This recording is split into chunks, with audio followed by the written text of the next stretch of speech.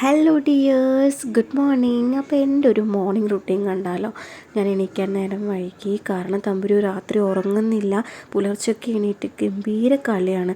തലവേദന ഒട്ടും സഹിക്കാൻ വയ്യാട്ടോ. എളുപ്പമല്ല, ഒത്തിരി ബുദ്ധിമുട്ടുണ്ടാക്കുന്നുണ്ട്. അപ്പോൾ തമ്പുരും ചേട്ടനും നല്ല ഉറക്കമാണ്. ഏട്ടനും നല്ല ബുദ്ധിമുട്ടുണ്ട് കേട്ടോ, രാവിലെ ജോലിക്ക് പോകുമ്പോഴൊക്കെ. അപ്പോൾ അത് കഴിഞ്ഞ് ഞാൻ പല്ല് തേക്കുകയാണ്. എനിക്ക് തലവേദന സഹിക്കാൻ വയ്യ. കണ്ണിൻ്റെ അടിയിലൊക്കെ നല്ല ബ്ലാക്ക് കളർ വന്നിരിക്കുക കേട്ടോ. അപ്പം ഞാൻ മുഖം ഫേസ് വാഷ് ഇട്ട് കഴുകുകയാണ്. തമ്പുരുമോളുടെ തലയത്ത് വെളിച്ചെണ്ണയൊക്കെ എൻ്റെ മുഖത്താണ് രാത്രി മേത്ത് കയറി നിരങ്ങിയിട്ട്. പിന്നെ ചെയ്യുന്നൊരു കാര്യമാണ് കേട്ടോ, ഹോളിലത്തെ കർട്ടൻസൊക്കെ നീക്കിയിടും, കുറച്ച് വെളിച്ചം കിട്ടാനായിട്ട്. അല്ലെങ്കിൽ ഇങ്ങനെ ഇരുട്ട് പിടിച്ച പോലെ ഇരിക്കും കേട്ടോ.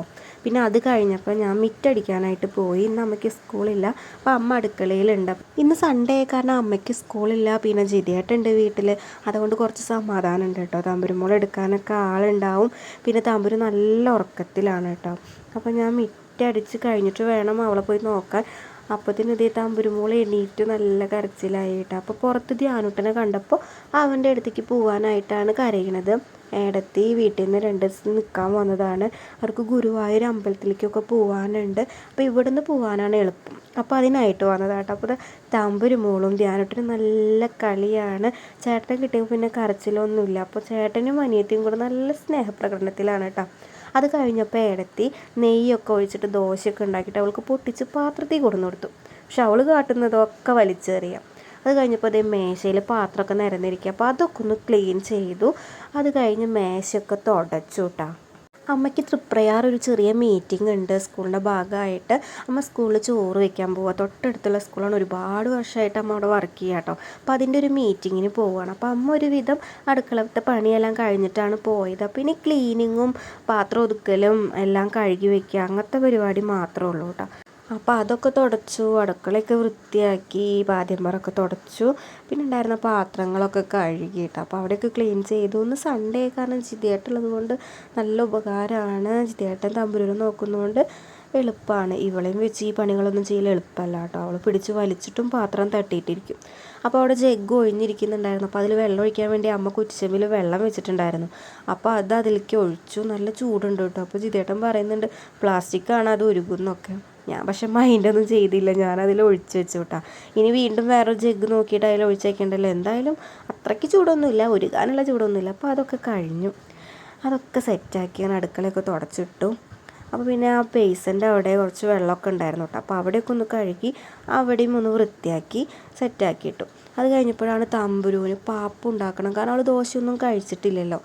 ദോശയൊക്കെ പൊട്ടിച്ചത് അവിടെ ഇവിടെയൊക്കെ വലിച്ചെറിഞ്ഞിട്ട് ഗംഭീര കളിയായിരുന്നു. ഇനി അത് വിശന്നിട്ട് കുറച്ച് ബുദ്ധിമുട്ടാവണ്ടല്ലോ എന്ന് വിചാരിച്ചിട്ട് ഇനി അവൾക്ക് പാപ്പും കൂടെ ഉണ്ടാക്കി കൊടുക്കാണ്ട്. അപ്പം ഞാൻ അവൾക്ക് അമൃതം പൊടിയാണ് കേട്ടോ കൊടുക്കുന്നത്. അവൾക്ക് വേറെ കുറുക്കൊന്നും ഇഷ്ടമല്ല, ചോറും കഴിക്കില്ല. ഇപ്പോൾ കണ്ടില്ലേ, ദോശയും കഴിക്കില്ല.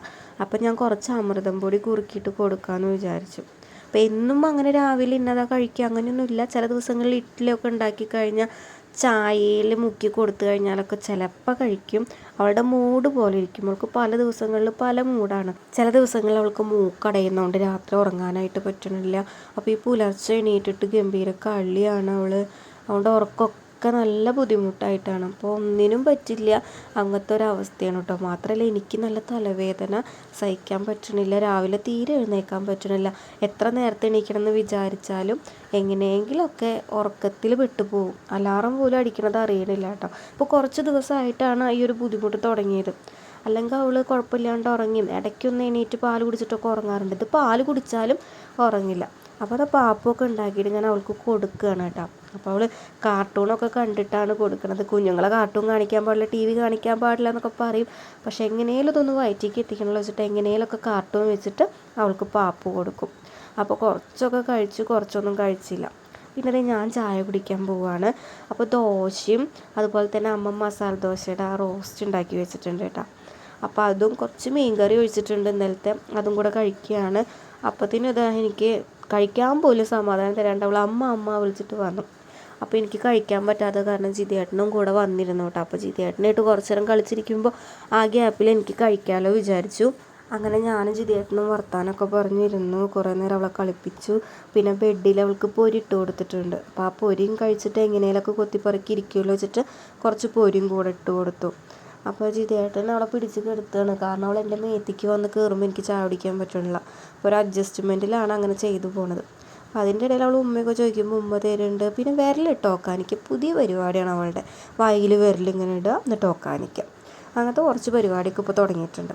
അപ്പോൾ അത് കഴിഞ്ഞപ്പോൾ അവളെ ഞാൻ ജിതിയേട്ടൻ്റെ കയ്യിൽ കൊടുത്തിട്ട് സോഫയത്തെ വീരിയൊക്കെ മാറ്റി. അതുപോലെ തമ്പുരും പാറും കളിക്കണം ഒരു ബെഡാണ് കേട്ടോ, നിലത്ത് അവർക്ക് ഇട്ട് കൊടുക്കണതാണ്. ആ ബെഡിലിരുന്നിട്ടാണ് അവർ കളിക്കുക.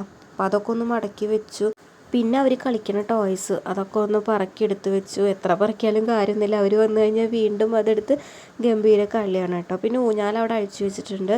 കാരണം രാവിലെ അച്ഛൻ പാല് ഇളക്കണ സ്ഥലമാണ്. അപ്പോൾ ആ ഭാഗത്തുനിന്ന് ഊഞ്ഞാൽ ഊരിയിട്ട് ഇവിടെ കൊടുന്ന് വയ്ക്കും കേട്ടോ. പിന്നെ അത് കഴിഞ്ഞതിന് ശേഷം അവിടെ കൊണ്ടുപോയി കൊളുത്തും. അപ്പോൾ ദേടത്തി ഗുരുവായൂർ അമ്പലത്തേക്ക് പോകാൻ വേണ്ടി റെഡി ആയിട്ടുണ്ട് കേട്ടോ. ധാവണി എടുത്തില്ല, എനിക്ക് നല്ല ഇഷ്ടം ധാവണി. അതെൻ്റെ കല്യാണത്തിന് ഏടത്തി എടുത്ത ധാവണി കേട്ടോ.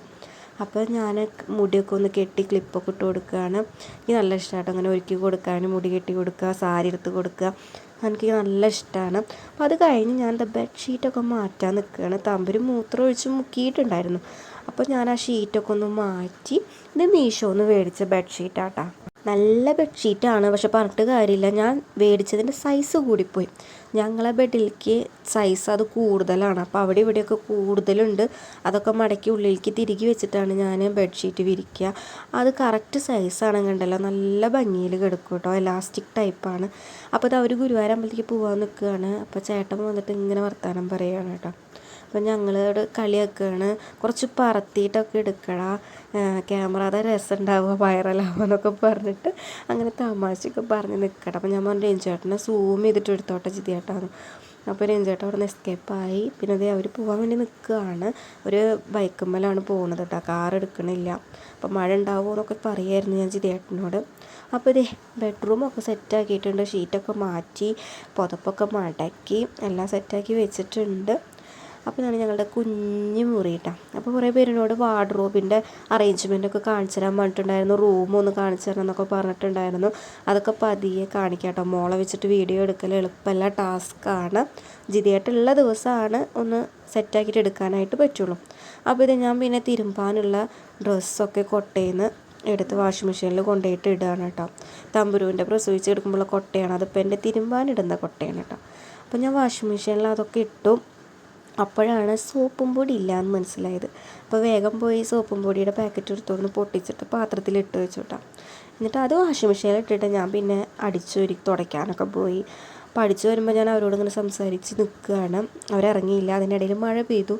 അപ്പോൾ ഒന്ന് ഫുൾ സ്റ്റോപ്പായി. അത് കഴിഞ്ഞിട്ട് അവർ ഇറങ്ങുള്ളൂ. അപ്പോൾ ആ സമയത്ത് ഞാൻ വേഗം അടിച്ചോരി തുടയ്ക്കുകയാണ് കേട്ടോ. അപ്പോൾ വലിയ അഴുക്കും പൊടിയൊന്നും ഇല്ല ദിവസം അടിച്ചോരി തുടയ്ക്കണ കാരണം. പിന്നെ അങ്ങനെ തുടച്ചു. ആ ഒരു പണി അങ്ങോട്ട് കഴിഞ്ഞു. ഞായറാഴ്ചയല്ലേ, പിന്നെ കർക്കിടകമൊക്കെ തുടങ്ങാൻ പോവുകയാണ്. അപ്പോൾ അതിൻ്റെ ക്ലീനിങ്ങൊക്കെ അമ്മയ്ക്ക് ലീവുള്ള ദിവസം അമ്മ ചെയ്തായിരുന്നു കേട്ടോ. മാറാൽ തട്ടലും ജനലുകളൊക്കെ പൊടി തട്ടലൊക്കെ അമ്മ ചെയ്തായിരുന്നു. പിന്നെ ചുറ്റൊക്കെ വൃത്തിയാക്കിയൊക്കെ സെറ്റാക്കിയിട്ട് ഇട്ടിട്ടുണ്ടായിരുന്നു. പിന്നെ ഞങ്ങൾക്ക് കുഞ്ഞുങ്ങളെ വെച്ചിട്ട് ചെയ്യൽ എളുപ്പമല്ല. അപ്പോൾ എൻ്റെ തിരുമ്പലൊക്കെ കഴിഞ്ഞു. ഞാൻ ഡ്രയറിലിട്ട് സെറ്റാക്കി വെച്ചപ്പോൾ ജിതിയായിട്ട് ഹെൽപ്പ് ചെയ്യാനായിട്ട് വന്നു. ഞങ്ങളുടെ തൊഴുത്താണ് കേട്ടോ, അത് ബാക്കിലായിട്ടാണ് തൊഴുത്ത് വരുന്നത്. അപ്പോൾ ജിതിയായിട്ട് 2 ബക്കറ്റും മുകളിൽ കൊണ്ട് വെച്ച് തന്നു. ജിതിയായിട്ട് എന്നെ പറ്റണ സമയങ്ങളിലും വെറുതെ ഇരിക്കുന്ന സമയങ്ങളിലൊക്കെ എന്നെ ഹെൽപ്പ് ചെയ്യാനായിട്ട് വരും കേട്ടോ. അതാണ് ഒരു ആശ്വാസം. ഇപ്പോൾ തമ്പുരുമോളുടെ കാര്യമാണെങ്കിലും അത് എന്തെങ്കിലുമൊക്കെ ഒന്ന് ഹെൽപ്പ് ചെയ്യാനായിട്ട് വരും. എവിടേക്കെങ്കിലും പോകുമ്പോഴും അതെനിക്ക് വലിയ ബുദ്ധിമുട്ടുണ്ടാവില്ല. ജിതിയേട്ടൻ തന്നെ അത് മാനേജ് ചെയ്യും കേട്ടോ. അപ്പോൾ ഞാനിത് തോരടലൊക്കെ കഴിഞ്ഞു. അത് കഴിഞ്ഞ് തമ്പുരുമോൾക്ക് ഞാൻ ഫ്ലാസ്കിൽ ഫോർമുല മിൽക്കിനൊക്കെ ആയിട്ട് വെള്ളം എടുത്ത് വെക്കാറുണ്ട്. അപ്പോൾ ആ വെള്ളം ഒന്ന് തിളപ്പിച്ചു. അതൊന്ന് ചൂടായതിനു ശേഷം ഫ്ലാസ്കിലോട്ട് ഒഴിച്ചു. പിന്നെ തമ്പുരുമോളെ കുളിപ്പിക്കാനായിട്ട് പോവുക. ജിതിയേട്ടൻ തമ്പുരുമോളെ ഡ്രസ്സൊക്കെ ഊരി സെറ്റാക്കി നിർത്തിയിട്ടുണ്ടായിരുന്നു. അപ്പോൾ വന്നതിന് ശേഷം വേഗം അവളെ കുളിപ്പിക്കാനായിട്ട് കൊണ്ടുപോയി. അപ്പോൾ വെളിച്ചെണ്ണയൊക്കെ തേച്ച് ഇരുത്തി നല്ലൊരു കുളിയും കുളിച്ച് കൊണ്ടുവന്നേക്കാട്ടോ. അപ്പോൾ മേശമിരിക്കണ ഓരോന്ന് ചൂണ്ടിക്കാണിക്കാതെ അവൾക്ക് വേണമെന്ന്. അപ്പോൾ ട്രൗസർ ഇട്ടതിന് ശേഷം പിന്നെ രാസ്നാദിപ്പൊടി എന്നും ഞാൻ തിരുമ്പി കൊടുക്കും കേട്ടോ. ഭയങ്കര ഇഷ്ടമാണ് അവൾക്ക്. എനിക്കും ആ സ്മെല്ല് നല്ല ഇഷ്ടമാണ്. അവളെടുക്കുമ്പോഴൊക്കെ ആ സ്മെല്ലാണ്. പിന്നെ അവളുണ്ടല്ലോ മൂക്കിൻ്റെ അവിടെ വെച്ച് കൊടുത്തു കഴിഞ്ഞാൽ അവൾ വലിക്കും. ജസ്റ്റ് എന്തൊന്ന് സ്മെല്ല് ചെയ്ത് നോക്കുക എന്നൊക്കെ പറയില്ല. അതുപോലെ തല തിരുമ്മി കഴിഞ്ഞാൽ അവളൊന്ന് മണക്കൂട്ടോ. പിന്നെ തലയൊക്കെ ഒന്ന് ചീന്തി കൊടുത്തു. അവളെ മുടി വെട്ടണം കേട്ടോ. അപ്പോൾ ഞാൻ ജിതിയേട്ടനെയും കൊണ്ട് വൈകിട്ട് എന്തായാലും പോകണമെന്ന് വിചാരിച്ചിട്ടുണ്ട്. പിന്നെ ഒരു കുറിയൊക്കെ തൊട്ടുകൊടുത്തു. അവൾ നല്ല കളിയാക്കി. അത് കഴിഞ്ഞപ്പോൾ ഇതേ ജിതിയേട്ടൻ്റെ വണ്ടി മിനുക്കുക കേട്ടോ. നന്നായി കഴുകി സൂപ്പറാക്കിയിട്ടു. പിന്നെ അവളെ ഊഞ്ഞാലിരുന്ന് ഉറങ്ങുക. അപ്പോൾ ഞാൻ വേഗം ആട്ടി കൊടുത്തിട്ട് അവിടെ നിന്ന് എസ്കേപ്പായി. കുളിച്ച് വന്നു. ഞാൻ കുളിച്ച് സുന്ദരിയായി. ഇത്രയേ ഉള്ളൂ കേട്ടോ എൻ്റെ മോർണിംഗ്. പിന്നെ ഉച്ചയ്ക്ക് ശേഷമുള്ള പരിപാടികളാണ്. Thank you.